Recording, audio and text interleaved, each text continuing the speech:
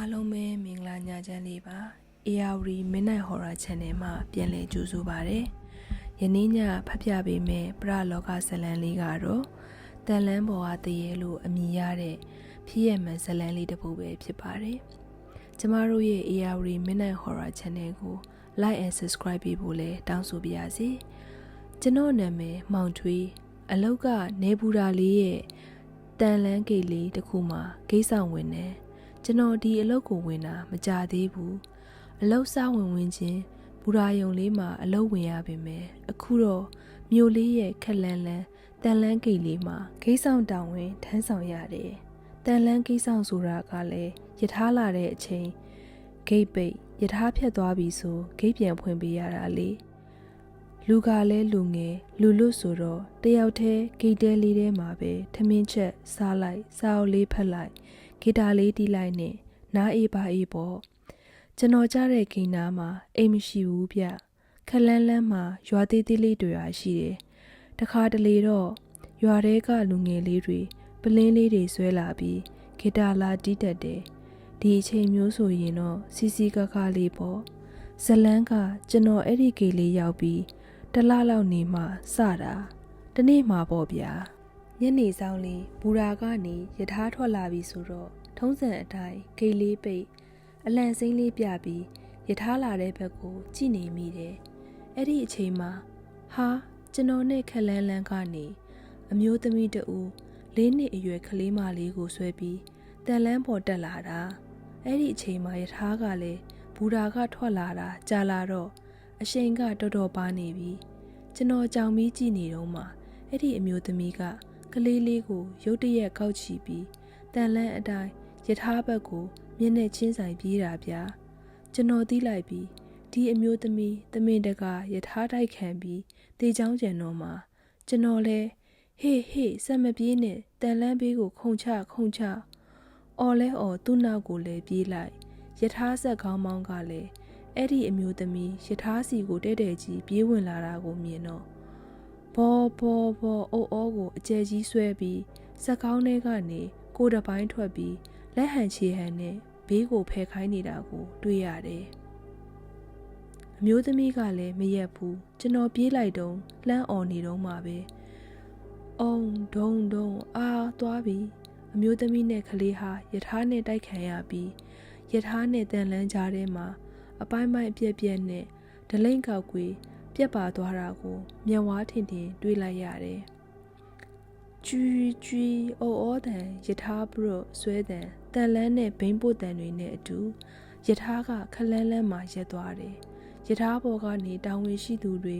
ယထာရဲတွေခရီးသည်တွေဆင်းလာချိန်မှာတော့ကျွန်တော်ဟာသွေးအလူလူနဲ့အပိုင်းပိုင်းပြက်နေတယ်အလောင်းနှလောင်းနားမှာကြောင်ငေးပြီးရက်ကြည့်နေမိတယ်စက်ကောင်းမောင်းနဲ့ဂတ်ဘူကဘလို့ဖြစ်တာလဲသူကဘဲကလဲကျွန်တော်လည်းမသိဘူးကျွန်တော်ဂိတ်ပိတ်ပြီးအလံပြနေတော့တန်လန်းပေါ်ကိုရုတ်တရက်တက်လာပြီးယထာဘက်ကိုပြေးသွားတာပဲရွာထဲကလူတွေရောက်လာမှတည်သွားတဲ့အမျိုးသမီးဟာရွာထဲကဖြစ်ကြောင်းခင်မွန်းကအရက်တမမူးလာတိုင်းရိုင်းနေတတ်ကြောင်းကလေး၃ယောက်ရှိကြောင်းခုတေဝါတဲ့ကလေးမလေးကအငယ်ဆုံးဖြစ်ကြောင်းအကုန်သိခဲ့ရတယ်ရဲတွေကလည်းစစ်ချက်ယူဓာတ်ပုံတွေရိုက်အလောင်းကအပိုင်းပိုင်းပြက်တွေကလည်းနာရေးကူညီမှုလူတွေကတစစီလိုက်ကောက်ပြီးဆာလာအိတ်ထဲထက်ကားပေါ်တင်သွားလေရဲ့အဲ့ဒီညကကျွန်တော်ထမင်းတောင်မစားနိုင်ဘူးဒီအပိုင်းပိုင်းပြက်တွေပဲမျက်လုံးနဲ့ပြက်မြင်နေတာတသက်နဲ့တကူဒီလိုမျိုးလဲတခါမှမမြင်ဘူးည10 နာရီလောက်မှာအိယာလေးတွေလှဲနေတော့ညနေကယထာတိုက်သွားတဲ့နေရာမှာစကားပြောတဲ့လူနဲ့ခွေးဟောင်တဲ့တွေကြားရလို့လက်ဆွဲတော်ဓာတ်မီလေးယူပြီးတဲအပြင်ကိုထွက်ကြည့်တာအဲ့နာမှာလူလဲတယောက်မှမရှိဘူးခွေး2 ကောင် 3 ကောင်တော့ဘာကိုမြင်လို့ဟောင်မှန်းမသိဘူးတန်လန်းကိုကြည့်ပြီးဟောင်လိုက်ဦးလိုက်နဲ့ကျွန်တော်ကြသိမ်းဖြင်းထားသွားတယ်ညနေကတင်ကိုရှိမှာပိုးစိုးပတ်ဆက်သေးထားတဲ့အပိုင်းပိုင်းပြက်တွေကမျက်စိထဲကနေမထွက်သေးဘူးရွာထဲကလူငယ်တွေလည်းဒီနေ့မလာတော့တယောက်တည်းအားငယ်လာတယ်မကြောက်တတ်ဘူးဆိုပေမဲ့တယောက်တည်းဆိုတဲ့အသီးကဝင်လာတော့ကြောက်စိတ်ကဝင်လာရောစိတ်ကိုတင်းပြီးအဲ့ဒီဘက်ကိုမကြည့်မိအောင်ထိမ့်ပြီး နေပြန်တော့လည်းမရဘူးဒါနဲ့တက်ပြင်းကိုမှုတ်ထုတ်လိုက်ပြီးစိတ်ထဲကနေဖျားစာလေးရွတ်နေလိုက်တယ်17 နာရီကျော်လောက်မှာဘူရာဘက်ကနေယထာတစည်းထွက်လာလို့ဂိတ်ထပိတ်ပြီးအလံစိမ်းပြရင်ယထာဘက်ကိုမျက်နှာလှည့်ကြည့်နေတော့ယထာမိယောင်နဲ့မြင်လိုက်တာကဟာဟုတ်တယ်ညနေကတည်သွားတဲ့သားမိ2 ယောက်အောက်ကနေယထာတန်လန်းပေါ်တက်လာနေတာညနေကအဝိစားအတိုင်းပဲဖះမဖြစ်နိုင်ဘူးဒါမဖြစ်နိုင်ဘူးကျွန်တော်ရေရွတ်နေတော့မှပဲအိတ်သားမိကမီးထိုးပြီးမောင်းလာတဲ့ယထာအရှိကိုတွားရက်နေတာဟာယထာဆက်ကောင်းမောင်းတော့မြင်လားမမြင်လားမသိဘူးကျွန်တော်ကအထင်းသားမြင်နေရတာယထာကောင်းတွဲကအဲ့ဒီသားအမိကိုတိုက်လိုက်တဲ့အခါသားအမိ2 ယောက်စလုံးအပိုင်းပိုင်းလွင့်ထွက်သွားတာကိုကျွန်တော်မြင်လိုက်ရတော့ဟာလက်ထဲကအလံကိုပြစ်ချမျက်လုံးကိုလက်နှစ်ဖက်နဲ့အုပ်ပြီးနင်းငံအော်ပလိုက်တယ်ယထာကကို့အနာကနေဝေါ်နဲ့ဖြတ်သွားတဲ့အချိန်မှာခုနက်ကနေရာကိုကြည့်လိုက်တော့ဘာမှမရှိဘူးတေချာအောင်ဓမီနဲ့အနားသွားကြည့်တော့လေဘာမှမတွေ့ရဘူးဖះငါတရေ6ခံနေရပြီတသက်နဲ့တကူတခါမှတရေ6မခံရဘူး6ခံရတော့လေအကူညီတောင်းစရာအတွက်ပတ်ဝန်းကျင်မှာလူတယောက်မှမရှိဘူးအားငယ်စိတ်ကောကြောက်စိတ်ကောဝင်လာတော့လူကစောင်းတွင်းကြီးကိုချွေးတွေပြန်လာတယ်လက်တွေခြေတွေတုံလာတယ်ဘာလို့ဘာကိုင်းရမှန်းတော့မသိတော့ဘူးငါတယောက်တည်းထိုင်နေတော့အနားကိုသာရောက်လာရင်ဘလို့လုပ်ရပါမလဲ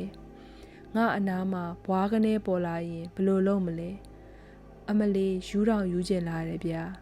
အဲ့ဒီညကရှိသမျှဖျားစာတွေအကုန်ရွတ်တာမနဲ့လင်းခါနီးမှအိပ်ပျော်သွားတယ်မနဲ့ကြတော့ညကအဖြစ်ပြက်ကိုပြန်တွေးရင်ညရောက်မှကိုကြောက်နေမိတယ်ဒီလိုနဲ့ည8 နာရီလောက်မှာရွာထဲကခင်းနေတဲ့လူငယ်လေးတွေကပလင်းလေးတွေနဲ့ဂီတာလေးဆွဲပြီးရောက်လာတော့အားချီသွားတာပေါ့ကိုကလည်းအမီးအဖြစ်ရှိတာလေးချပြီးမချတတ်နဲ့တစ်ခွက်နှစ်ခွက်ဝင်ကစ်လိုက်တော့အာသွက်ရှာသွက်ဖြစ်လာတယ်အဲ့ဒီမှာဂီတာတီးတာနားနေရင်ညီလေးတို့ပြောလေကိုထွေးဟိုကွာငါညီတို့တရေရှိတယ်ဆိုတာကိုယုံလားကိုထွေးရဲ့ဘာများလဲလို့မယုံပါဘူးဗျာဘာလဲကိုထွေးက6ခံရလို့လားအကိုအတီပြောနေတာကွာကဲပြောကိုထွေးဘလို့6ခံရလဲ